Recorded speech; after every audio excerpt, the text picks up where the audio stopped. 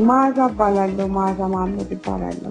የውሸት ምላሶች መቀባጠራቸውን ቀጥለዋል። ሐቅ ነውና እንደ እብድ ያዘባርቃል። ትላንት የተናገሩትን ዛሬ መድገም አይችሉም። ዛሬ ያሉትን ነገ ይረሱታል። ምክንያቱም እውነት አለ። ምክንያቱም ሐሰት ነገን አያሻግርምና። የሰሞኑ ክስተት ከትላንት ዛሬ አሁንም ቢሆን እርስ በርሱ የሚጣረሱ መረጃዎች እየወጡ ይገኛሉ። በስፋት የምንመለከተው ጉዳይ ነው። እንዲሁም የሐሙስ ማታ ዶክመንተሪ የብርቱካን ንግግር ባለስልጣናትን ያረካና የልብ አድርስ ሆኖ የተገኘ አይመስልም። እንደ ኢቢኤሱ አልሆንሽልንም በሚመስል መልኩ ከመሸ ከባድ ድብደባና ስቃይ እንዳደረሱባት ተነግሯል። ያገኘነው መረጃ አለ። የደም ነጋዴ የሚል ታርጋ የተለጠፈባት ዕውቋ ጋዜጠኛና በአሜሪካ ሀገር ሎስ አንጀለስ ለሴቶች መብት እንዲሁም ጭቆና በመታገሏ የተሸለመችው የመዓዛ መሐመድ ጉዳይ የምንላችሁ አለ። እውነት እንደሚባለው በንጹሃን ደም ትነግዳለች ወይስ ስም የማጥፋት ዘመቻ? መልስ አለን። ከዚህ በተጨማሪ በአንድ ወቅት የሀገራችን ከፍተኛ ባለስልጣን የነበሩት በኋላም የኢትዮጵያን ቁጥር 1 በሆኑት መሪ ላይ በሰነዘሩት የሰላ ትችት በሁለት መስመር ደብዳቤ የተባረሩት በኋላም በከፍተኛ ወንጀል ተጠርጥረው ለወራት እስር ላይ የነበሩት ከነዛ አስቸጋሪ የእስር ጊዜያት ተፈተው ቤተሰቦቻቸውን የተቀላቀሉት አቶ ታዬ ደንደአ በሰሞኑ በብርቱካን እና በኢቢኤስ ጉዳይ የራሳቸውን ምልከታ በማስቀመጥ ጥያቄዎችን ይጠይቃሉ። በጠንካራ ንግግራቸውና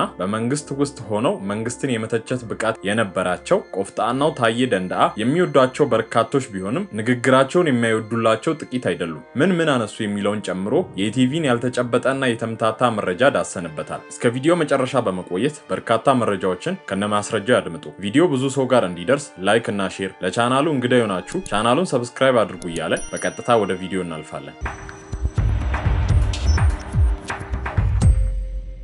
ሐሙስ ዕለት ከመሸ ከዶክመንተሪው በኋላ ብርቱካን ሆስፒታል መግባቷ ተገልጿል። በአፍና በአፍንጫዋ ደም እስኪፈሳት ድረስ ድብደባ እንደተፈጸመባት አንዳንድ ሚዲያዎች እየዘገቡ ይገኛሉ። ብርቱካን ያለፉትን 2 ቀናቶች በእስር ላይ ሆና ከ5 ጊዜ በላይ በተደጋጋሚ የተቀረጸች ሲሆን እናንተ ያስጠናችሁኝን አልናገርም በማለቷ ከባድ ድብደባ ተፈጽሞባታል ተብሏል። ዘጋቢ ፊልሙን አዘጋጀውት ያለው የአገዛዙ አጋፋሪ ሚዲያ በፌዴራል ፖሊስ እያስደበደበ የሰጡትን ጽሑፍ እንድትሸመድድ ካደረጉ በኋላ ቀረጻውን አካሂደዋል ሲሉ ምንጮች ገልጸዋል። ምንጮች እንደገለጹት ከሆነ ብርቱካን ተጽፎ የተሰጣትን ጽሑፍ ሸምድጄ አልናገርም በማለቷ አፍና አፍንጫ ደም እስኪፈሳት ድረስ ድብደባ የተፈጸመባት ሲሆን ይህን የፈጸመው የፌዴራል ፖሊስ ኮሚሽነር እንደሆነ ተነግሯል። በዘጋቢ ፊልሙ ላይ ባለፉት 2 ቀናት ውስጥ በኮምፒውተር የተዘጋጀ የብርቱካንን እውነት ያስቀይራሉ የተባሉ ሰነዶች ተካተውበታል የተባለ ሲሆን ብርቱካን የማታውቃቸው ቤተሰብ ነን ብለው በዘጋቢ ፊልሙ ቃል የሰጡ ሰዎች መኖራቸው ተጠቁሟል። ይህን ማድረግ የሚሰጣቸው የህሊና እርካታ ምን አይነት እንደሆነ ባይታወቅም እዚች እንስት ላይ በደረሰባት ስቃይ ላይ ስቃዩን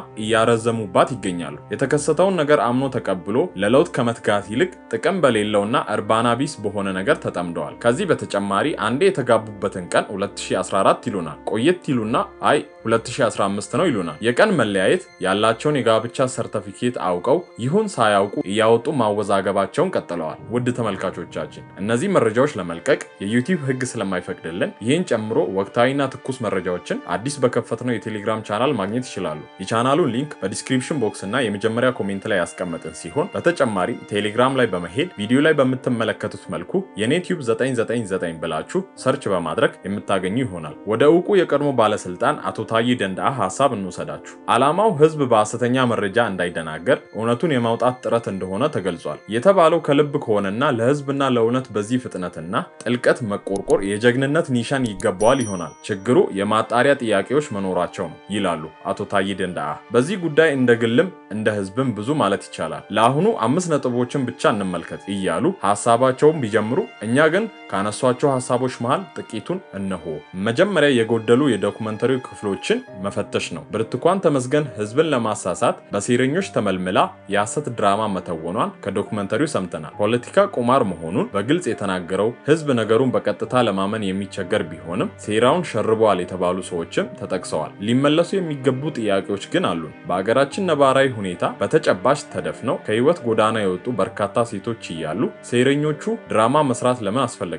ድራማ ቢያስፈልግስ በተለያየ ምክንያት ህይወታቸው የተበላሸባቸው በጎዳና የሚኖሩ ብዙ የመከራ ሰለባ ሴቶች እያሉ ባለትዳር የልጅ እናትና የተመቸ ኑሮ የነበራት ብርቱካን ለትወናው በምን መስፈርት ተመረጠች? የኢቢኤስ ጋዜጠኞች የድራማው አካል ከሆኑ ቢያንስ ብርቱካን ከአዲስ አበባ ሳትወጣ ድራማውን ለምን በአየር ላይ አዋሉ? ከትወናው በፊት የብርቱካን ስልክ ተጠልፎ ከሆነስ ለምን? ድራማው ከተጋለጠ በኋላስ የብርቱካን ስልክ እንደሚጠለፍ እየታወቀ ሴረኞቹ እንዴት በቀጥታ ደውለው ድምጻቸውን አስቀ አስቀዱ። ለዶክመንተሪው ግብዓት ለመጨመር ይሁን ብርቱካን ህይወቷ አደጋ ላይ መሆኑን ተናግረዋት ስልኳን ጥላ ፋኖች ወዳሉበት እንድትሸሽ ሲነግሯት ምንን ተማምና ሳትሸሽ ቀረች። የአካውንቲንግ እና ፋይናንስ ዲግሪ ያላት ብልህ ሴት ማምለጥ አቅቷት ይሁን የተከበረ ትዳርና የተመቻቸ ኑሮ የነበራት ብልጧ ብርቱካን ለትራንስፖርት የሚሆን 5000 ብር እንኳን ሳትቀበል ህይወቷን ለምን ለአደጋ ለውርደት አጋለጠች? እነ መዓዛ መሐመድ ሲደውሉላት ድምጿ እጅግ መደናገጧን የሚያሳብቅባት ብርቱካን ዶክመንተሪው ላይ እንዴት ተረጋጋች? በፊቷ ላይ ሀፍረትና ጸጸት የማይታይባት ለምን ይሆን? የነ ብርቱካን ቤት ውስጡ በዶክመንተሪው ታይቷል። ትወናውን እና ዶክመንተሪውን በአግባቡ ለመረዳት እነዚህ ቁልፍ ጥያቄዎች መመለስ ያለባቸው ይመስለኛል። ጥያቄዎቹን በትክክል መመለስ ማን ለምን ትወናውን እንደሰራ ጥቆማ ይሰጣል። ጥያቄዎቹ ካልተመለሱ ግን ዶክመንተሪው ከትወናው በላይ ህዝብን ያደናግራል። በተለይም በሀገራችን የተንሰራፋው አሰቃቂ የሴቶች ጥቃት ለመሸፈን የታሰበ ድብቅ ነገር ሊኖረው ይችላል። ይህ ከሆነ ደግሞ በትወናው ሂደት ላይ የሚና መለዋወጥ ይኖር ይሆናል ብሎ የመጀመሪያ ሐሳባቸውን በመቋጨት እንዲህ በማለት ሁለተኛ ጥያቄያቸውን አስከትለዋል። ወንጀልን መርምሮ ተጠያቂነት ለማስፈን የተደረገው ጥረት ይመለከታል። በማንም ላይ የትኛውንም አይነት ወንጀል ቢፈጸም በፍጥነት መርምሮ ተጠያቂነትን በማረጋገጥ ውጤቱን ለህዝብ ይፋ ማድረግ ይገባል። ከዚህ አንጻር ፖሊስና ፋና የሰሩት ይበረታታል። ውስጡን ለቄስ ብለን ብርቱካን እና ኢቢኤስ ሐሰተኛ መረጃን አሰራጭተው ከሆነ በልኩ ሊጠየቁ ግድ ይላል። ዋናው ጥያቄ ግን ህዝብ እንዳይደናገር አስቦ የብርቱካንን እና የኢቢኤስን ጉዳይ መርምሮ እውነቱን ለማውጣት ከብርሃን በላይ የፈጠነው ፖሊስና ሚዲያ በከረዩ አባገዳዎች ላይ በመንግስት የተፈጸመውን የጦር ወንጀል መርምሮ እውነቱን ለህዝብ ማሳወቅ ለምን አቃታቸው? በነገራችን ላይ ፋና በከፍተኛ ግፍ ስለተረሸኑ የከረዩ አባገዳዎች ዜና ሰርቶ ያውቃል? በሜታ ወልቂጤ ተደፍራና ተገድላ የተሰቀለችው ህፃን ሲምቦ ብርሃኑ ጉዳይ ተመርምሮ ጉዳዩ ለህዝብ ተገልጿል? ወይዘሪት አያንቱ ተስፋውን በቅርቡ በነቀምቴ ከተማ ተገድላ መገኘቷ የምርመራና የሚዲያ ሆኗል? ፖሊስና ፋና በሰምቦ ብርሃኑና በአያንቱ ተስፋውን ጉዳይ ያልፈጠኑበት ለምን ይሁን? ሐሰተኛ መረጃን ከማሰራጨት በላይ እጅግ የከፋ ወንጀሎች ተርበስብሰው አልቀሩም? የብርቱካንና የኢቢኤስ ጉዳይ በዚህ ልክ ፍጥነትና ግልጽነት ያገኘው ለምን ይሁን? ለኛ ያልተገለጸ ሌላ እውነት ሊኖር እንደሚችል መገመት አይከፋም ለማለት ነው በማለት እውቁ ፖለቲከኛ ታዬ ደንደዓ ይናገራሉ። ከዚህ በተጨማሪ በእውቋ ጋዜጠኛ እንዲሁም በአሜሪካ ሎስ አንጀለስ በተደረገ ሽልማት ለሴቶች መብት እንዲሁም ጭቆና ባደረገችው ትግል ተሸላሚ የነበረችው መዓዛ መሐመድ ሐሙስ ማታ በተለቀቀው ዶክመንተሪ ላይ የደም ነጋዴ የሚል ታርጋ የተለጠፈባት ሲሆን ብዙዎች ለመዓዛ ያላቸውን አድናቆት እየገለጹ ቢገኙም አንዳንዶች ግን ጠንካራ ትችቶችን የዶክመንተሪውን ሐሳብ በመቀበል እየተቿት ይገኛሉ። ለአብነትም እንዲህ በማለት የሴቶች እንባ ጎርፍ ሆኖ ዓለምን ቢያጥለቀልቅ ኖሮ ያንቺ እንባ ውሃ ሳይሆን አዞና ጓጉንቸር ሆኖ በጨረሰን ነበር ይላል የታላቁ ደራሲ ሐዲስ ዓለማየሁ አባባል። ለጥላቻዋ ንግስት መዓዛ መሐመድ በልኳ እንደተሰፋች ሁሉ ላዩዋ ላይ ልክክ ብላለች። የአዞ እንባ እያነባች የምር ያስነባችው መንጋ እንባ ያፋፋት መዓዛ ተይዛለች። ወገብ ዛለዋ ተተርክኳል። ምንም አይነት ወጌሻ ምንም አይነት ሐኪም ሊያድናት አይችልም። መንጋው ይሄም ሆኖ አያምንም። ቢያምንም ሽንፈት ስለሚመስለው እንደ ዋጣት ይቀራል። ጠያቂ ትውልድ ግን ተፈጥሯል። እንደ በፊቱ ሰድበ አሸማቀ አንገቱን የማታስቀረቅረው እውነቱን በእንባ ጅረትና በጩኸት ወጀብ ልደብቅ ብትል እምቢ የሚል ትንታግ ኢትዮጵያዊ ጎራ ተፈጥሯል። ስለነ መዓዛ ስንናገር ያልወረደብን ጉድ አልነበረም። ያልተለጠፈብን የብሔር ታርጋ፣ ያልተሰነዘረብን ዛቻ፣ ምን አለፋችሁ ያልተጎደጎደብን የነውር አይነት አልነበረም። ስለት ላይ የተራመድን ስንጮ የነበርን በሺዎች ምናልባትም በመቶ ሺዎች የሚቆጠሩ ወገኖች ሳያልቁ ነበር። የዚህ ሁሉ እልቂት መንስኤው በእንባ የተለወሰው ትርክት የፈጠራ ጡዘት ነው እያሉ የመሳሰሉ ትችቶችን በጋዜጠኛዋ መዓዛ መሐመድ ላይ ያደርሳሉ።